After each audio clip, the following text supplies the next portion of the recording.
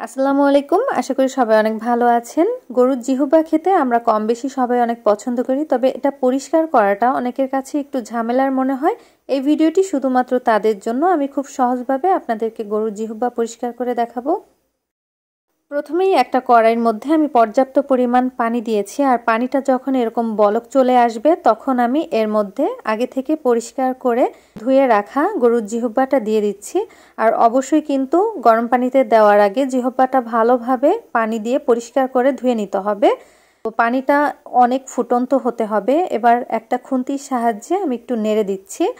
তবে অতিরিক্ত সময় কিন্তু গরম পানিতে জিহ্বাটা রাখা যাবে না, তাহলে কিন্তু বেশি শক্ত হয়ে যাবে আর উপরের অংশটা উঠতে চাইবে না।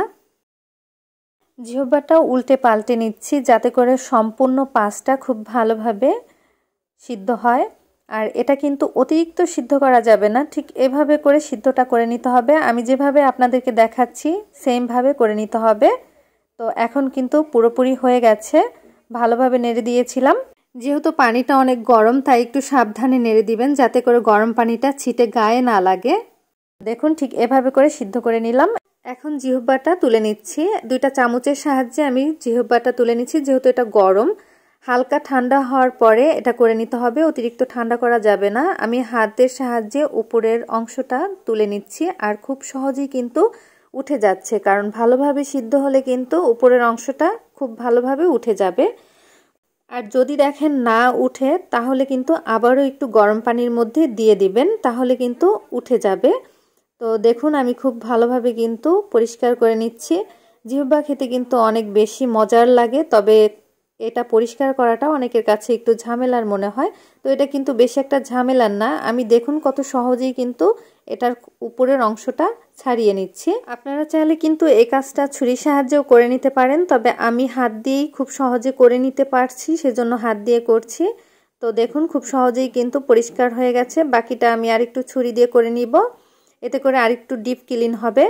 তো এভাবে করেই কিন্তু খুব সহজে করে নেওয়া যায়। দেখুন তো সম্পূর্ণটা আমি ছুরির সাহায্যে এভাবে করে ছাড়িয়ে নিলাম।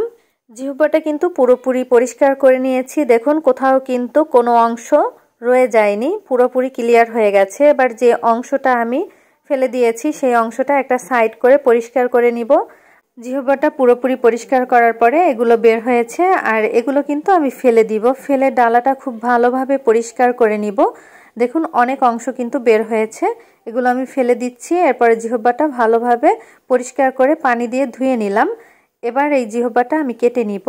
আমি ছোট ছোট পিস করে কেটে নিচ্ছি। আমি বটির সাহায্যে কেটে নিচ্ছি, আপনারা চাইলে কিন্তু ছুরির সাহায্যেও কেটে নিতে পারেন, তবে আমি বটি দিয়ে কাটতেই পছন্দ করি। জিহ্বাটা আমি একটু ছোট সাইজ করে কেটে নিব। আপনারা আপনাদের পছন্দ অনুযায়ী ছোট অথবা বড় সাইজ করে কেটে নিতে পারেন। আর এই জিহ্বাটা খেতে কিন্তু ভীষণ মজার হয়। তো এবারে কোরবানিতে আপনারা কিন্তু খুব সহজেই আমার এই ভিডিওটি দেখে জিহ্বা পরিষ্কার করে নিতে পারেন।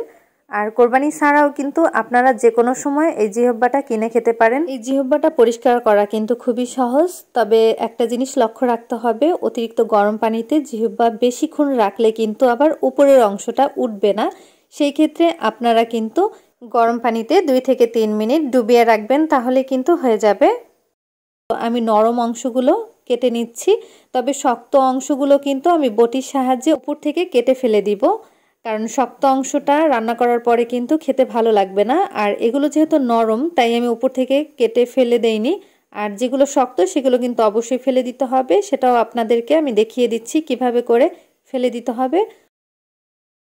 দেখুন এভাবে একটু একটু অংশ করে কেটে আমি ফেলে দিচ্ছি, কারণ এই অংশটা অনেকটা শক্ত ছিল।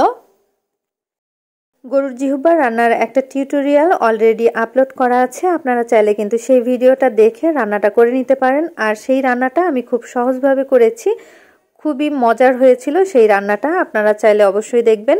জিহ্বাটা ছোট ছোট পিস করে কেটে নেওয়া হয়ে গেছে। আশা করছি আজকের ভিডিওটি আপনাদের কাছে খুবই ভালো লেগেছে। ভালো লাগলে অবশ্যই লাইক, কমেন্ট আর শেয়ার করতে ভুলবেন না। আবারও হাজির হব নতুন কোনো ভিডিও নিয়ে। সবাই ভালো থাকবেন, সুস্থ থাকবেন। আল্লাহ হাফেজ।